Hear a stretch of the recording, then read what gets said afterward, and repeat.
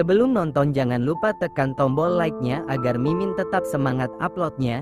Dan jangan lupa intip keranjang jualan Mimin, siapa tahu ada yang tertarik. Selamat menonton. Patah hati membuat Nek Jenny meratap. Dia sempat terpuruk berminggu-minggu lamanya kalau bukan Zia yang datang dan menguatkan. Atas saran dari Zia juga, setiap akhir pekan Nek Jenny mengunjungi sebuah panti asuhan di sudut kota. Melihat anak-anak kecil yang berlarian tanpa beban, bisa menghilangkan kesedihan di hatinya. Tak hanya itu, Nek Jenny juga kerap membantu merawat bayi kecil berusia 2 bulan yang ditinggalkan ibu kandungnya. Bayi perempuan lucu dan menggemaskan, hatinya terenyuh, jiwa keibuan yang dulu terpendam kini bisa disalurkan. Andai diizinkan, dia ingin sekali membawa bayi itu pulang, menemani masa tuanya yang sepi. Namun, status janda yang disandangnya untuk kedua kali menghambat proses adopsi. Nek Jenny sedih, di mana lagi dia harus mencari suami untuk mendampinginya melewati sisa hidup dan menemaninya merawat bayi kecil bernama Naura. Hari dan tanggal pernikahan Rizal sudah ditetapkan, pesta mewah yang akan digelar di hotel berbintang 5. Semua undangan untuk tamu selesai disebarkan, hanya tersisa satu undangan yang belum tersampaikan, undangan untuk keluarga cemara. Rizal terus menimbang, hati kecilnya ragu mengundang, tapi rasa kemanusiaan menuntutnya melakukan itu. Bibirnya terus saja bergumam sendiri, undang, enggak, undang, enggak. Sungguh dia tak rela jika pesta pernikahan yang diharapkan seumur hidup bisa rusak karena kehadiran mereka. Namun, ketika Pak Agus memberinya kabar bahwa Feby juga akan menikah dengan tukang sayur di pasar, Rizal lega, akhirnya gadis aneh itu menemukan jodohnya. Dia tak harus merasa bersalah karena sempat memakinya tempo hari terakhir mereka bertemu. Meski dia masih merasa heran, seorang Feby yang memiliki selera tinggi dalam soal laki-laki, bisa terpikat dan jatuh hati pada tukang sayur. Ah, cinta memang aneh. Mereka semua aman, Pak? Udah nggak bikin keributan lagi? Tanya Rizal setelah Pak Agus menyampaikan kabar tentang Feby. Sejauh ini aman, Pak. Cuma ya itu, si Agam masih pakai baju kemeja amadasi ke sawah, terus ngomong ke orang-orang PNS tingkat 2. Kasian, Pak, dia sampai disebut cowok stres di kampung. Rizal tergelak mendengar cerita Pak Agus tentang mantan adik iparnya yang ajaib itu. Tapi dia nggak stres beneran, kan? Duh, saya nggak tega juga kalau harus ngungsiin dia ke rumah sakit jiwa. Nggak sih, Pak. Cuma ya itu ngehalunya masih ketinggian, makanya saya heran sama si Radit, dia bisa tahan gitu nikah sama Feby. Rizal tertawa lagi. Wah, saya jadi mendadak rindu mereka, Pak. Nanti kasih kabar kalau Feby nikah, saya mau datang, mau kasih hadiah spesial buat dia. Kalau bukan karena Pak Rizal, saya udah kena stroke ngadepin mereka setiap hari. Tolong kasihani kapan tugas berat ini akan berakhir. Pak Agus jadi merengek, setiap kali mengingat keluarga itu dan segala tingkah lakunya, tekanan darahnya bisa melonjak drastis. Dia tak mau mati muda hanya gara-gara emosi menghadapi keluarga itu. Sabar, Pak. Doakan mereka insyaf karena tempat tinggal yang paling terbaik untuk mereka itu di sana bukan di kota. Semoga secepatnya, Pak. Jangan sampai sebelum mereka insyaf saya udah mati duluan. Kalimat itu membuat Rizal merasa amat sangat berdosa pada Pak Agus. Dia berharap ada keajaiban yang bisa mengubah isi otak mereka. Panggilan ditutup, Rizal jadi terbayang ulah apa lagi yang mereka lakukan hingga membuat orang sekeras Pak Agus bisa frustasi. Sudahlah, saat ini tak ada waktu memikirkan mereka, dia harus fokus pada pernikahan, cara menjalankan malam pertama, siapa yang duluan harus buka baju, terus, bla, bla dan akhirnya bla. Arg. Rizal mengacak rambut, Setelah itu melirik lagi buku tebal yang sengaja dia beli tentang malam pertama. Baru membaca saja, dia sudah berdebar-debar, gemeteran, keringat dingin dan otaknya berpikir terlalu keras membayangkan adegan-adegan tak senonoh. Rizal tak mau mengecewakan istrinya di malam pertama nanti, seperti dia yang membuyarkan bayangan indah Yuli tentang hari lamaran yang diidamkannya. Hanya ada satu cara untuk bisa mengetahui malam pertama seperti apa yang Yuli inginkan. Dia mengambil lagi ponsel, diketiknya sebuah pesan pada sebuah nama dalam ponsel yang kini berganti menjadi Mrs. Rizal. "Yul, kamu udah siap?" Klik, dikirimnya pesan itu. "Insya Allah aku udah siap jadi istri kamu, Bang," jawab Yuli sepenuh hati. "Bukan itu. Abang tanya kamu udah siap malam pertama nanti kita mau ngapain aja?" Cukup lama menunggu, sampai akhirnya balasan pesan itu datang juga. "Ih, abang jorok. Ngapain bahas itu sekarang? Biar abang bisa belajar dulu, jadi nanti nggak salah lagi." Dan pesan itu tidak dibalas lagi. Terkadang orang pintar bisa mendadak jadi bodoh karena cinta. Sudah 1 minggu Zia menginap di rumah ayahnya. Dia memboyong Neva yang sangat antusias dengan adik bayi dalam perut ibunya.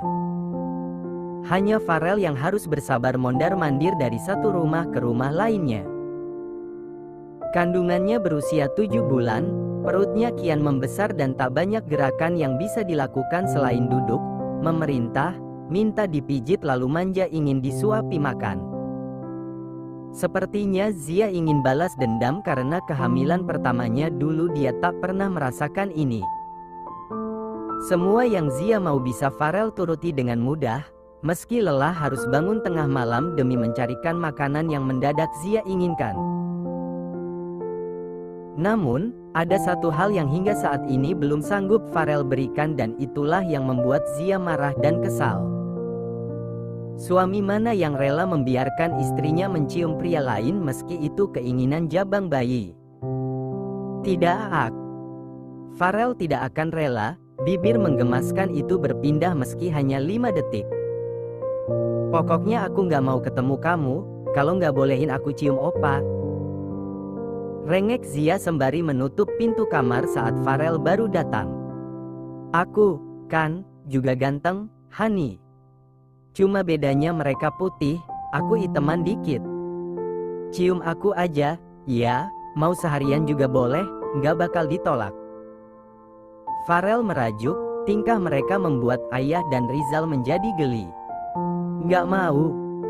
Pokoknya aku mau wajah Song Joong Ki, titik." Farel meluru duduk di lantai, masa dia harus operasi plastik dulu supaya bisa mirip opa yang lagi digandrungi Zia?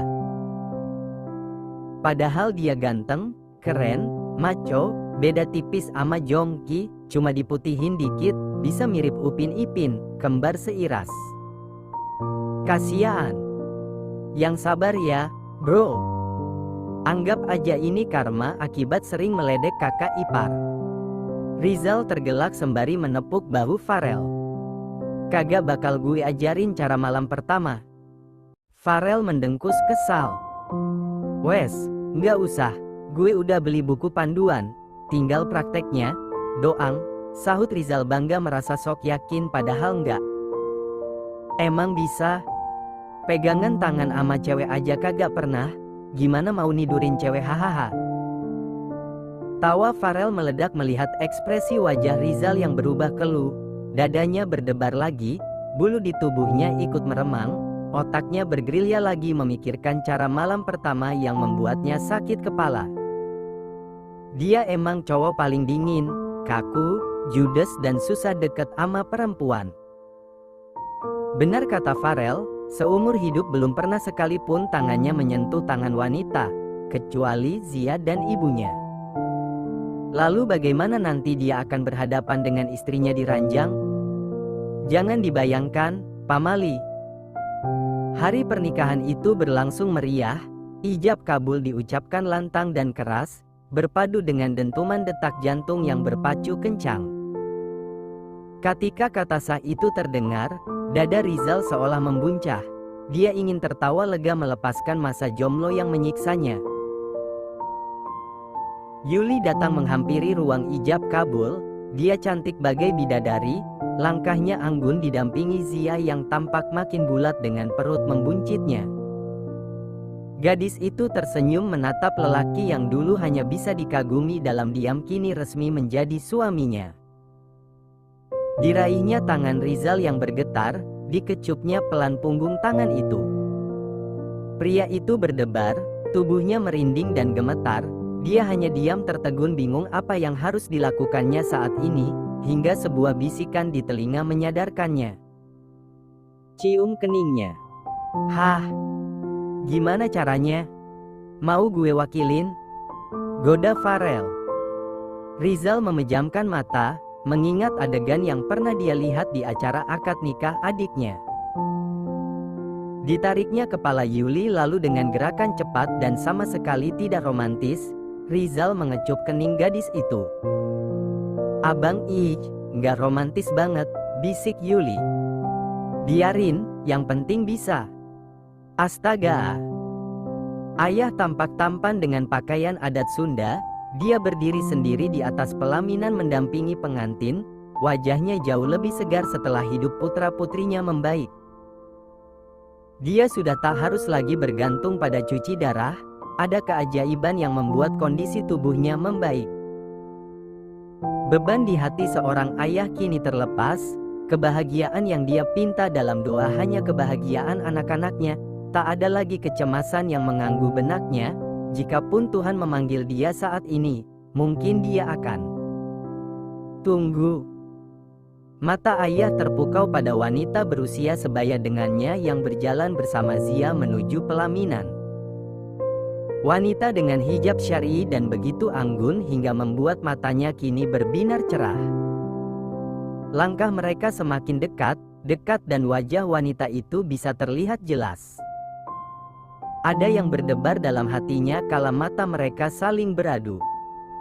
Ayah, kenalin, ini Mbak Jenny, dia tetangga aku, ujar Zia memecah lamunan ayah. Ayah mengulurkan satu tangannya yang tak terbalas. Wanita anggun itu hanya menungkupkan kedua tangan lalu tersenyum manis. Saya Jenny temannya Jeng Zia, Pak. Senang bisa kenalan dengan ayahnya Jeng Zia.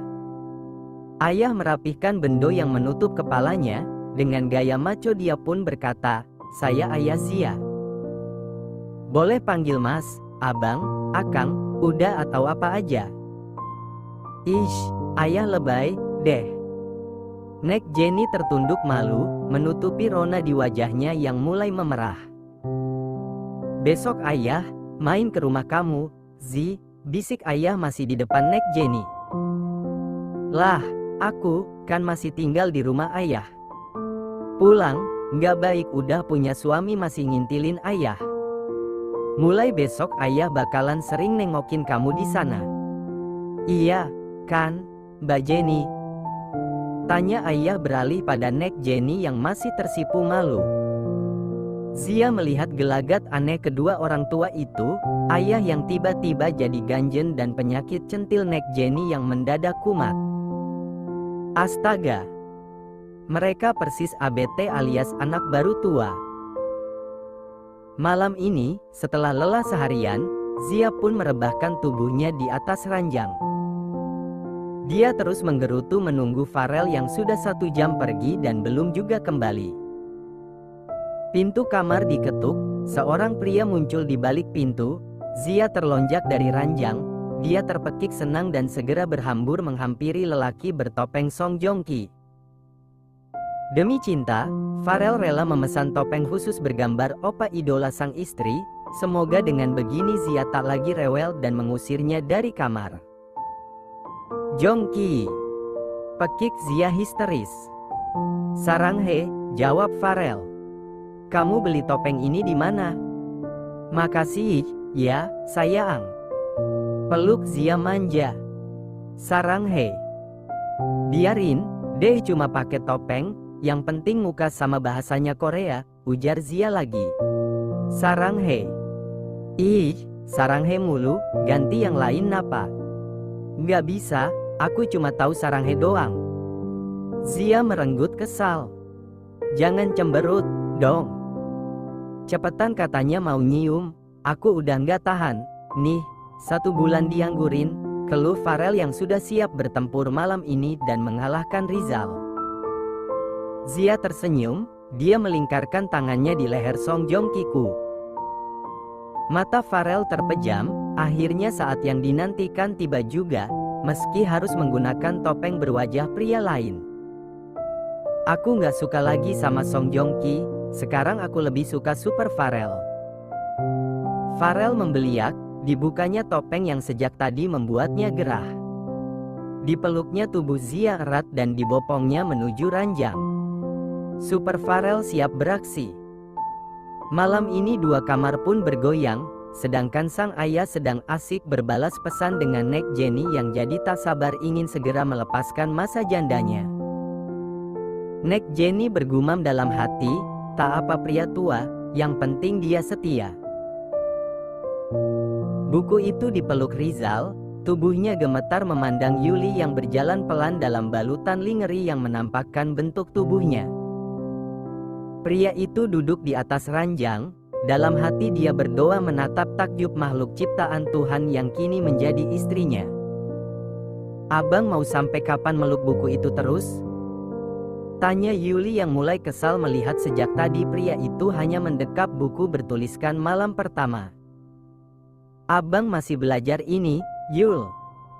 Belajar mulu, kapan prakteknya? Rizal membuka buku, mencari sebuah halaman yang dia baca, sebuah bab berjudul, Langkah Pertama Memulai Malam Pertama. Sebentar, di buku ini tertulis si suami harus mencium kening si istri, bacain doa, terus pindah cium ke pipi, bibir, leher terus. Yuli mengambil buku yang Rizal pegang, menutupnya lalu menyimpan buku itu di atas nakas. Abang kutu buku, nggak usah dijelasin, langsung praktek aja napa. Yuli mulai gemas dengan tingkah suaminya. Abang nyium kamu dulu, gitu? Lah, iya. Masa aku duluan yang nyium abang? Aduh. Belum apa-apa, tubuh Rizal merinding. Dia hanya bergeming menatap Yuli yang beringsut mendekat hingga jarak mereka hanya beberapa jengkal. Abang cium kening aku dulu, perintah Yuli sembari mengangkat kedua tangan Rizal untuk memegang bahunya. Rizal menurut, tangannya mulai bergetar kala memegang tubuh gadis itu dan mendaratkan kecupan di kening Yuli seperti tadi saat acara akad nikah. Bibirnya melafalkan doa yang lebih mudah dihafalkan daripada membaca teori malam pertamanya. Hati Yuli berdebar, bulu di tubuhnya meremang, dadanya bergemuruh kencang menikmati saat terindah dalam hidupnya. Mata gadis itu terpejam, siap menantikan kecupan selanjutnya dari pria tersayang. Udah cium keningnya, terus gimana lagi? Tanya Rizal sembari melepaskan pegangan tangannya. Yuli membuka matanya, fantasi yang tadi terbayang pun hilang. Dengan gemas, dia mendorong tubuh Rizal ke atas ranjang. Udahlah, aku aja yang nyium abang. Rizal pasrah, membiarkan tangan Yuli yang mengajarinya.